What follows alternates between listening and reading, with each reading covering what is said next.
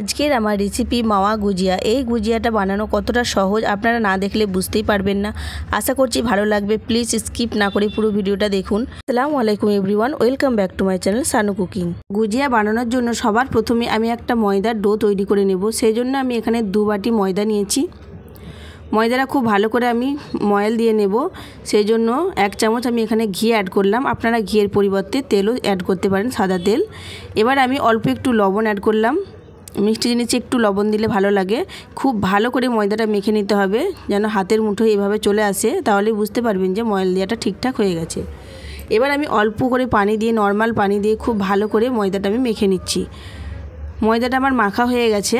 ময়দাটা খুব বেশি নরম করে মাখা চলবে না, একটু শক্ত থাকবে ময়দাটা, তবেই গুজিয়াগুলো খাসতে হবে, মুচমুচে হবে।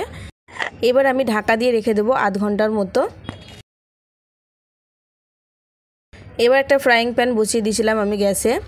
অল্প একটু ঘি দিলাম 1 চামচের মতো, আর 1 বাটির মতো এখানে আমি সুজি দিয়ে দিলাম। এখানে আমি গুজিয়ার পুরটা রেডি করছি। সুজি দিতে হবে, সেই জন্য সুজি দিয়ে একটু ভালো করে হালকা করে ভেজে নিচ্ছি। খুব বেশি ভাজবো না, একদম হালকা করে, যাতে সুজির কাঁচা গন্ধটা চলে যায়। এবার আমি এখানে কিছু ড্রাই ফ্রুট অ্যাড করেছি, কিশমিশ, কাজু, আমন্ড, বাদাম। আপনাদের কাছে যে ড্রাই ফ্রুট অ্যাভেলেবেল আছে আপনারা সেই ড্রাই ফ্রুটই দেবেন। এবার আমি হালকা করে বাদামগুলো সুজির সঙ্গে ভেজে নেব। সমস্ত উপকরণ খুব ভালো করে ভেজে নেব।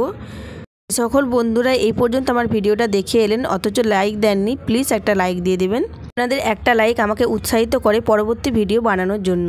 এবার আমি এখানে ড্রাই কোকোনাট পাউডারটা দিয়ে দেবো, মানে নারকেলের গুঁড়োটা দেব। আপনাদের কাছে যদি নারকেলের গুঁড়ো না থাকে আপনারা ফ্রেশ নারকেল কুড়েও দিতে পারেন। আবারও খুব ভালো করে সমস্ত উপকরণ ভেজে নেব।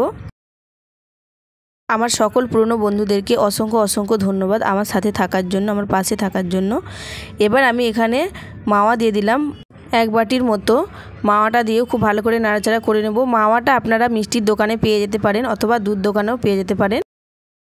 পুরটা আমার সম্পূর্ণভাবে রেডি হয়ে গেছে। এবার আমি একটা প্লেটে ঢেলে নেব। এবার আমি ময়দাটা খুব ভালো করে আবারও হাত দিয়ে একটু চটকে নেব। এবার গোল করে একটা লেচি বার করে নেব। খুবই সহজভাবে এই রেসিপিটা আমি আজকে শেয়ার করেছি বন্ধুরা, আপনারা অবশ্যই একবার বাড়িতে ট্রাই করবেন। এবার আমি হাতের সাহায্যে একটু গোল গোল করে বেলে নিচ্ছি। বেলনি দিয়ে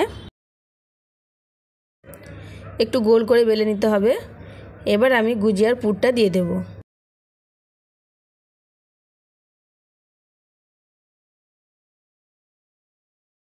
যতটা গুজিয়ার পুর ধরবে ঠিক ততটাই দিয়ে দেবেন লেচির মধ্যে।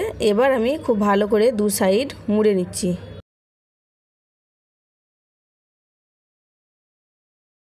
খুব ভালো করে 2 সাইডটা মুড়ে নিচ্ছি, প্রথমে হাত দিয়ে চেপে চেপে। এবার আমি গুজিয়ার যে ডিজাইনটা হয় সেই ডিজাইনটা করে নিচ্ছি। আপনারা যদি ডিজাইন না করেন, বানানোর যে প্লাস্টিকের মেশিনগুলো আছে ওইগুলো দিয়ে করে নিতে পারেন, কিংবা এইভাবে হাত দিয়ে একটু চেপে চেপে করে নিতে পারেন। এবার আমি খুব ভালো করে হাত দিয়ে টেনে টেনে একটু ডিজাইনটা করে নিচ্ছি। আজকের রেসিপিটা আপনাদের কাছে যদি ভালো লেগে থাকে তাহলে প্লিজ লাইক, কমেন্ট, শেয়ার করে দেবেন। আর যদি নতুন বন্ধু হয়ে কেউ এই রেসিপিটা দেখে থাকেন তাহলে প্লিজ চ্যানেলটা সাবস্ক্রাইব করে আমার পাশেই থাকবেন। আর যদি ফেসবুক পেজ থেকে কেউ দেখে থাকেন তাহলে প্লিজ পেজটাকে ফলো করে দেবেন। একটা গুজিয়া রেডি হয়ে গেছে। আমি আরও একটা রেডি করে দেখাচ্ছি আপনাদেরকে। বেলে নিয়েছি, দিয়ে এভাবে একটা চামচে করে পুরটা দিয়ে দিলাম। দিয়ে আবারও 2 সাইডটা এভাবে মুড়ে নিচ্ছি প্রথমে, দিয়ে হালকা করে চেপে চেপে ডিজাইনটা করে নেব।